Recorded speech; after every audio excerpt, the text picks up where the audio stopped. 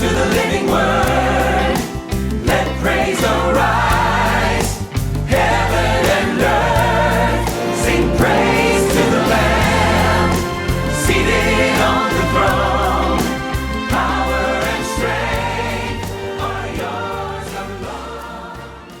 Injil Matius pasal yang ke-7 ayat yang ke-21 sampai 23. Firman Tuhan.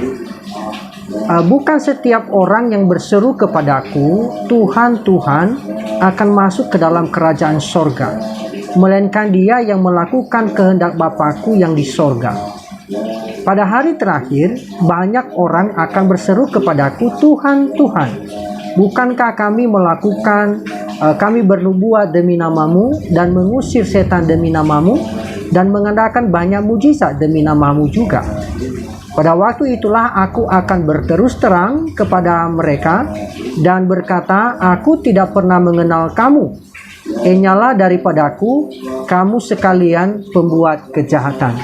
Teman-teman yang dikasihi dalam Tuhan Yesus Kristus, perenungan firman Tuhan malam hari ini dibawa tema, aku tidak mengenal kamu.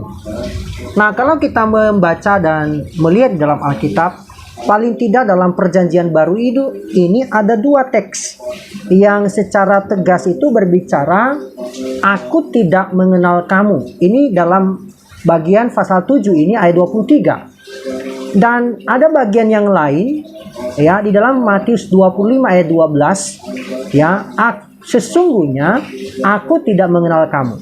Dalam Matius 7 ayat 23 lengkapnya begini. Pada waktu itulah aku akan berterus terang kepada mereka dan berkata, aku tidak pernah mengenal kamu. Enyalah daripada aku kamu sekalian pembuat kejahatan. Dalam Matius 25 ayat 12 dikatakan, tetapi ia menjawab, aku berkata kepadamu, sesungguhnya aku tidak mengenal kamu. Nah, secara khusus kita melihat dalam Matius pasal 7 ayat yang ke-21 sampai dengan ayat 23. Nah, kalau kita melihat konteks pembicaraan di bagian ini berbicara tentang nabi-nabi palsu yang diibaratkan seperti serigala yang sedang menyamar sebagai domba. Ini kalau kita melihat di ayat 15. Tuhan Yesus tidak sedang membahas tentang orang-orang Kristen yang sungguh-sungguh di sini. Nah, kalau kita memahami sebuah ayat, selalu kita harus memulai dengan konteksnya.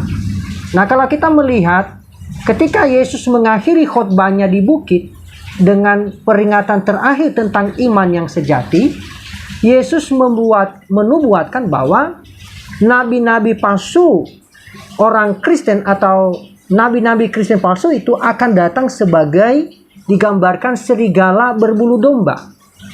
Nah, mereka mungkin di sini menggunakan label perkataan Tuhan atau Tuhan berfirman. Ya, perkataan Tuhan yang benar dan bahkan mungkin menunjukkan kekuatan yang mengesankan. Tetapi mereka tidak akan menjadi milik Tuhan. Mengapa? Kalau kita melihat di bagian ini, bukan setiap orang yang berkata kepadaku, Tuhan, Tuhan, akan masuk kerajaan sorga, tetapi hanya orang yang melakukan kehendak Bapa-Ku yang di sorga. Nah, banyak orang akan berkata kepadaku pada hari itu, artinya di hari Tuhan itu nubuat, Tuhan, Tuhan, bukankah kami bernubuat demi namamu, dan demi namamu juga kami mengusir setan-setan, dan demi namamu juga kami mengadakan banyak mujizat. Lalu di sini katakan Tuhan, lalu aku akan memberitahukan mereka dengan terus terang, aku tidak mengenal kamu. Dikatakan oleh firman Tuhan, jauhi aku, hai penjahat. Nah, ini kalau kita bahasakan sehari-hari. Nah, dalam kata-kata Yesus pada hari penghakiman, kita melihat beberapa kebenaran yang sangat penting. Dikatakan di sini kalau kita mengamati bahwa bukan setiap klaim secara lisan atau berbicara bahwa seseorang mengikuti Yesus yang menyelamatkan. Ya, artinya dia mengklaim bahwa saya mengikut Yesus dalam Matius 1:21. Nah, kadang-kala kekristenan nominal ini tidak dapat menyelamatkan. Selain itu, bukanlah peragaan wawasan atau kuasa rohani yang menyelamatkan. Contohnya katakan dengan peragaan ini aku melakukan mujizat, ya, mengusir setan-setan. Ini kan yang bisa dilihat secara kasat mata. Dia 22.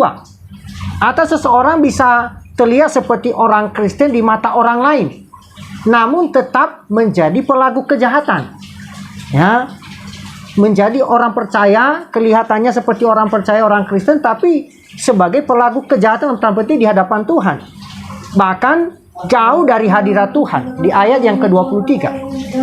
Tapi dikatakan di sini hanya mereka yang melakukan kehendak Bapa dan yang dikenal Tuhanlah yang akan masuk surga. Nah, yang menjadi pertanyaan evaluatif kepada kita adalah apakah kita melakukan kehendak Tuhan atau kita juga apakah kita dikenal oleh Tuhan. Ya, makanya dikatakan aku tidak mengenal kamu.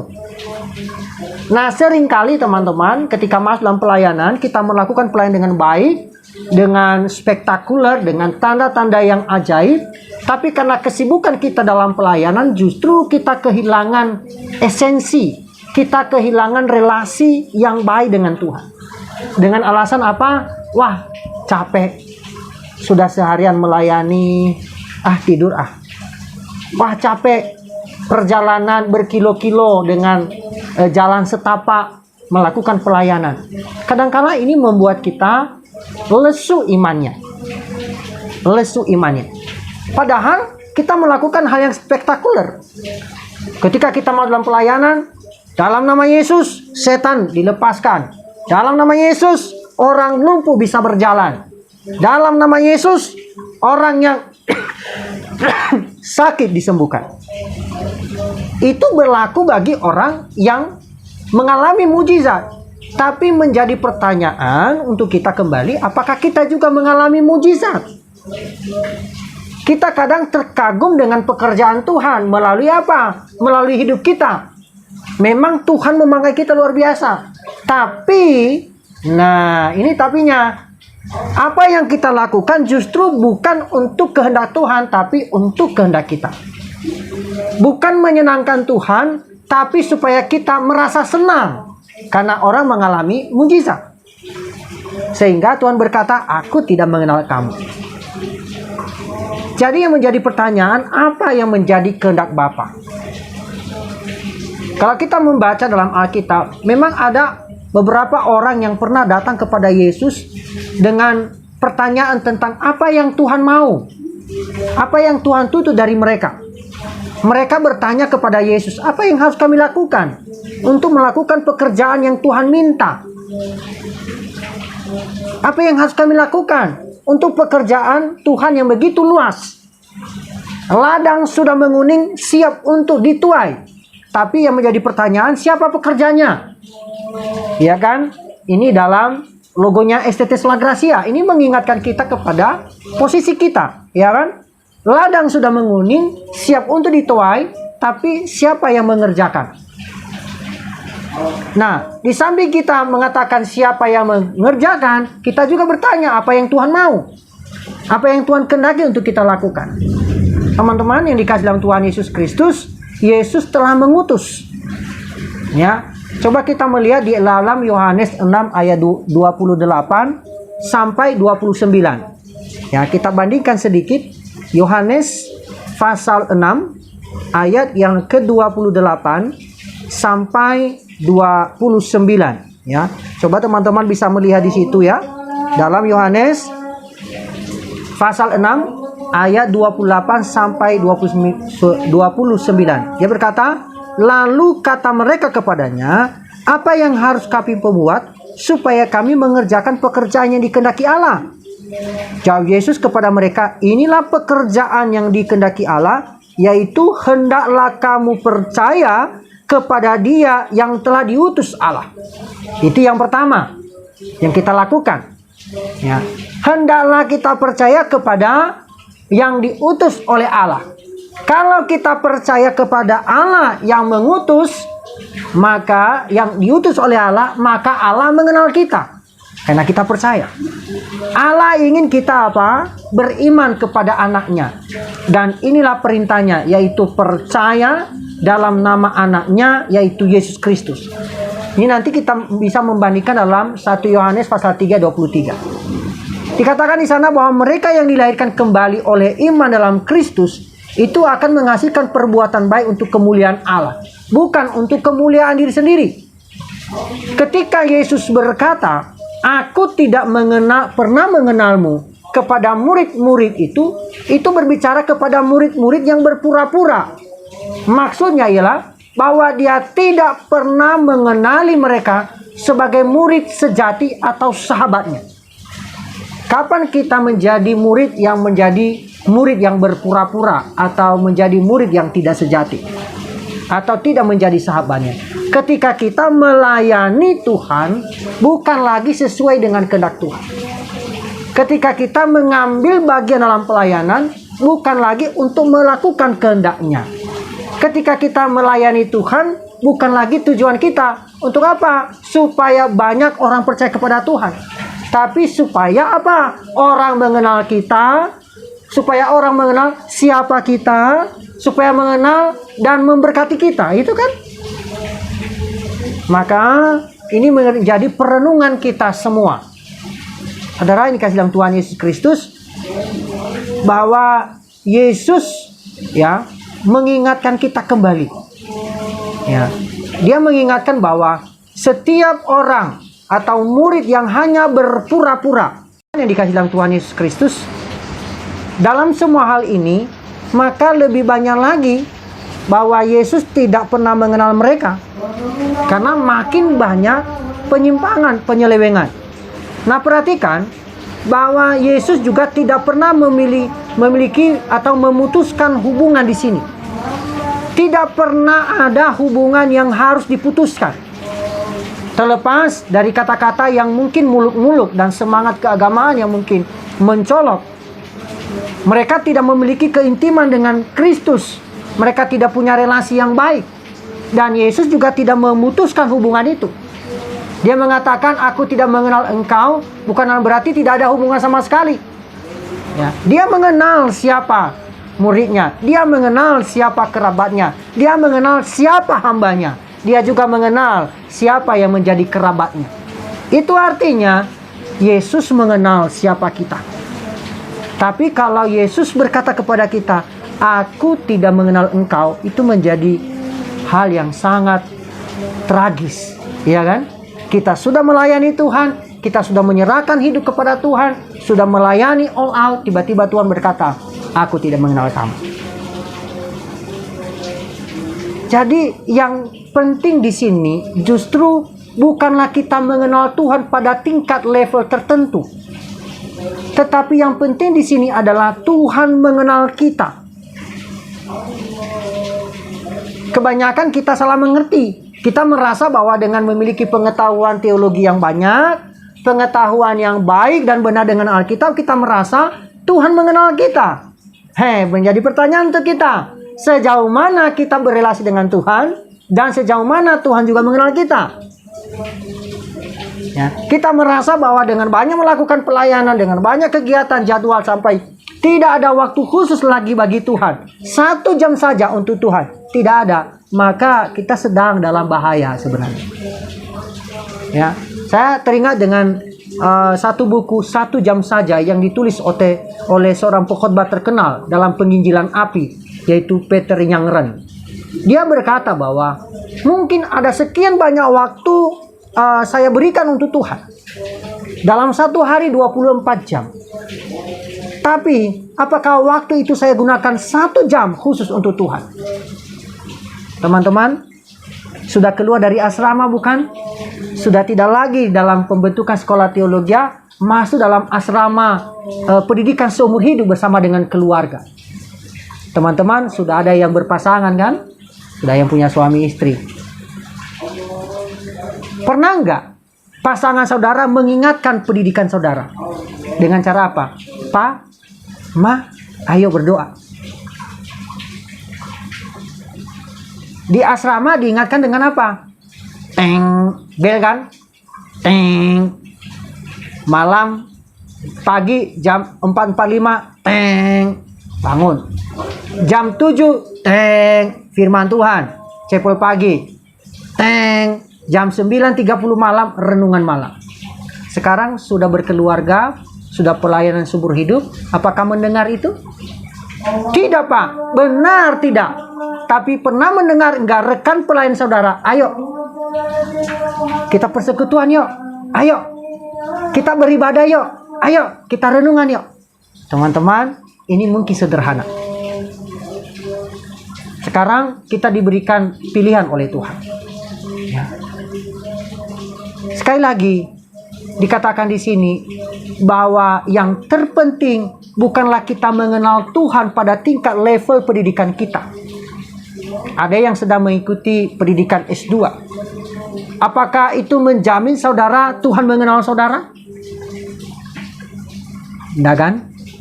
Saudara mungkin mengatakan, saya pelayanan, sudah menyerahkan hidup, bahkan sebentar lagi akan diangkat sebagai pendeta besar. Ya, yang menjadi pertanyaan, apakah Tuhan mengenal saudara? Sangat berbahaya dan sangat tragis kalau Tuhan berkata pada akhirnya, aku tidak mengenal kamu. Saudara, dikatakan oleh Paulus dalam 1 Korintus 8 ayat 3, barang siapa mengasihi Allah, ia dikenal oleh Allah. Barang siapa mengasihi Allah, ia dikenal oleh Allah. Kalau kita juga membandingkan Galatia 4 ayat 9 juga berkata demikian. Dan dikatakan dalam Yohanes, Tuhan menggembalakan kawanannya seperti seorang gembala. Dan dia tahu siapa domba-dombanya. Wow. Kita adalah dombanya. Tuhan tahu kawanan. Tuhan mengetahui siapa saudara dan saya. Ya. Mungkin ketika kita kuliah terbatas ya pengawasannya. Ya, kadang ada bapak asrama, ibu asrama, ya kan? Tapi sekarang ketika kita masuk dalam pelayanan, siapa yang menjaga kawanan ini? Nggak ada, hanya Tuhan yang tahu. Dan dikatakan Tuhan menggembalakan kawanannya seperti seorang gembala. Dalam Yesaya 40 ayat 11. Dan dia tahu siapa domba-dombanya. Dalam Yohanes 10 ayat 14. Nah, ini merupakan kata-kata yang sangat tragis, teman-teman. Aku tidak pernah mengenalmu. Dan lebih parahnya lagi katakan, pergi dariku, kamu yang melakukan kejahatan. Dalam terjemahan King James Version, saya mengatakan, aku tidak pernah mengenalmu. Pergi dariku, kamu memang melakukan kesalahan. Ini menunjukkan bahwa Yesus memang Maha Tahu. Dia tidak mengenal mereka dalam arti yang akan dia lakukan jika mereka adalah pengikutnya. Ya. Dalam pengertian apa? Dia tidak mengenal mereka karena apa yang mereka lakukan. Apa yang saudara dan saya kerjakan. Apakah Tuhan bisa mengenal kita atau tidak? Jangan-jangan statement di luar sana, wah, tidak ada bedanya hamba Tuhan yang belajar teologi dengan hamba Tuhan jadi-jadian. Wah, tidak ada bedanya seorang hamba Tuhan yang terpelajar dengan hamba Tuhan yang tidak terpelajar. Karena sama-sama hamba Tuhan. Mengapa dikatakan hamba Tuhan? Setiap orang yang percaya kepada Tuhan dikatakan hamba Tuhan. Saudara, bukan karena sudah sekolah teologi mengatakan saya hamba Tuhan, tidak. Ketika saudara mengaku percaya bahwa Yesus Kristus adalah Tuhan, status kita adalah hamba Tuhan. Dia tidak mengenal mereka dalam arti apa yang akan dilakukan oleh para pengikutnya. Tetapi dia mengetahui apa yang dia ketahui. Dia mengetahui isi hati kita. Ya. Mungkin apa yang kita kerjakan mungkin tidak dilihat banyak orang. Aspek kehidupan kita mungkin hanya dilihat di luar. Tapi sering saya katakan bahwa hidup kita itu seperti ibaratkan dalam akuarium. Ikan dalam akuarium, apapun yang dikerjakan dilakukannya, itu pasti dilihat orang. Pasti ditonton. Dari mana dia berasal makanannya, apa yang jatuh ke dalam akuarium dan kemana makanan yang dia makan itu jatuh. Kita tahu. Dalam satu tempat, terang benderang. Demikianlah hidup saudara dan saya. Dalam bagian yang lain, dalam tulisan Paulus mengatakan, kita itu diibaratkan kitab yang terbuka, yang bisa dibaca oleh semua orang. Kita itu adalah surat Kristus yang tertulis dan ditulis bukan dalam daging, bukan dalam lolo batu, tapi dalam daging, yaitu hati manusia. Saudara dan saya telah ditulis oleh Tuhan. Sebagai apa? Sebagai tinta yang akan menunjukkan identitas tulisan Yesus Kristus adalah Tuhan. Maka ketika menemukan diri kita, Yesus mengenal siapa diri kita. Kita adalah hamba Kristus. Saudara masih ingat dengan kitab Yesaya 29 ayat 13? Ini merupakan satu kecaman terhadap kemunafikan yang sangat menonjol. Kecaman Yesaya berkata, orang-orang ini mendekati aku dengan mulutnya dan memuliakan aku dengan bibirnya, tetapi hatinya jauh daripada aku. Saudara, ada berapa banyak di antara kita menemukan diri kita memuliakan Tuhan, tetapi hati kita justru sangat jauh. Tuhan ingin lebih dekat dengan kita, tetapi kita mau menjauh dengan Tuhan. Tuhan ingin kita dekat dengannya, tapi kita selalu ingin menjauh dari Tuhan.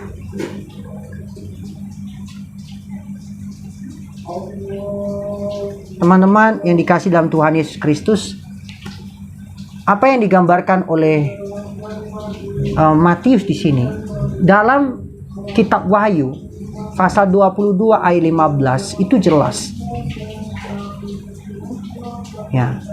Dikatakan bahwa tetapi anjing-anjing dan tukang-tukang sihir, orang-orang sundal, orang-orang pembunuh, penyembah-penyembah berhala, dan setiap orang yang mencintai dusta dan yang melakukannya itu tinggal di luar. Sebenarnya hampir sama senada dengan firman Tuhan ini. Dikatakan di ayat yang dalam Matius ini, yang ayat 21 tadi, ya dikatakan, bukan setiap orang yang berseru kepadaku, Tuhan, Tuhan, aku masuk ke dalam kerajaan sorga, akan masuk dalam kerajaan sorga, melainkan dia yang melakukan kehendak Bapakku yang di sorga. Dan dikatakan, pada hari terakhir banyak orang juga berseru kepada Tuhan, Tuhan, bukankah kami berbuat demi namamu dan mengusir setan demi namamu dan mengadakan banyak mujizat demi namamu? Ini kan hal-hal yang spektakuler. Kalau orang melakukan bisa mengusir setan demi nama Tuhan, semua wow, dia punya kuasa, dia bisa melakukan mujizat, wow, hebat. Bahkan dia berkata pada bagian terakhir, aku berkata dengan terus terang, aku tidak mengenal kamu. Teman-teman dikasih dalam Tuhan Yesus Kristus, pada akhirnya hidup kita bukanlah membuahkan hasil yang baik, tapi justru kita menimpakan hukum atas diri kita sendiri. Ya. Kita akan dilemparkan pada akhirnya, kita akan menghasilkan apa yang disebut dengan perbuatan daging. Ya. Bukan kita melakukan apa yang dikehendaki oleh Tuhan. Ya. Yesus mengingatkan kita bahwa suatu hari kelak, ketika kita melakukan hanya secara rutinitas, hanya supaya dilihat orang, hanya supaya kita diakui di depan orang, dia akan berkata kepada kita, aku tidak pernah mengenalmu. Saudara, Tuhan tidak senang mengirim orang ke neraka, ya kan? Tetapi mereka yang disuruh untuk pergi, untuk melakukan kehendaknya, menolak tujuan dan rencana kekal Allah dalam hidup mereka. Mereka menolak tentang Injil, memilih hidup dalam kegelapan. Mengapa? Karena perbuatan mereka jahat. Bahkan tidak hanya itu, mereka mencoba membenarkan diri seolah-olah layak untuk masuk surga. Tapi sekali lagi, dalam Galatia pasal 2 ayat 16 dikatakan, tetapi tidak seorang pun akan dibenarkan oleh perbuatannya sendiri. Sementara ada orang mengaku melakukan semua perbuatan baik dalam nama Kristus, tapi mereka melakukan hal yang sederhana, lupa melalaikan hal yang sederhana, yaitu beriman, percaya kepada Dia yang diutus. Saudara, dikatakan, digambarkan guru-guru palsu ini seperti serigala, ya, berbulu domba. Walaupun serigala dan domba tampak memiliki ukuran tubuh, bentuk tubuh yang sama, mirip, warna bulu yang sama, mirip, tetapi keduanya tetap dapat dibedakan. Serigala akan tetap menjadi dan berperilaku sebagai serigala. Begitu pula dengan domba. Maka untuk menjelaskan bagian ini, Tuhan Yesus menggunakan perumpamaan dari dua tanaman. Kalau kita melihat di ayat 16-18. Ya. Buah yang baik tidak mungkin dihasilkan dari tanaman berduri, ya, dan onak. Dalam Matius 1 ayat 16-18. Dengan kata lain, semua itu ditentukan oleh natur dan hakikatnya. Saudara dan saya adalah lulusan sekolah tinggi teologi. Maka harusnya saudara sampai dalam hidup pelayanan seumur hidup, termasuk di tengah-tengah keluarga, harus menunjukkan identitas sebagai seorang terpelajar. Ya. Para nabi palsu mungkin bisa meniru dan mempraktikkan beberapa hal yang spektakuler dalam kekristenan. Misalnya mengadakan mujizat dan melakukan nubuat. Mereka mungkin bisa memanggil nama Tuhan dengan mulut mereka. Tapi persoalannya, mereka tidak mungkin dapat menyangkali hakikat mereka, yaitu hidup dalam kubangan dosa. Hati mereka yang belum mengalami pertobatan itu tidak dapat ditutupi lagi. Mengapa? Karena Allah lebih tahu siapa kita. Allah lebih tahu apa isi hati kita. Orang lain tidak bisa melihat kualitas hati nabi-nabi palsu, tetapi mereka dapat mendeteksi. Kita bisa mendeteksi dari apa? Dari tingkah laku mereka. Mengapa? Karena tindakan mereka bersumber dari natur, yaitu natur apa? Natur berdosa. Pohon yang berbuah akan menghasilkan buah. Demikian juga pula semak duri akan menghasilkan onak. Jadi tidak mungkin kita mendapatkan hasil yang baik dari yang buruk. Jadi ada teman-teman mungkin sering berkata, proses itu tidak akan mengkhianati hasil, ya kan? Atau hasil tidak mengkhianati proses, bisa saja dibalik. Terserah mau lihat dari perspektif mana, dari depan hasilnya dulu atau prosesnya dulu. Kalau saudara sedang dalam proses, maka saudara akan berkata, proses ini tidak akan mengkhianati hasil.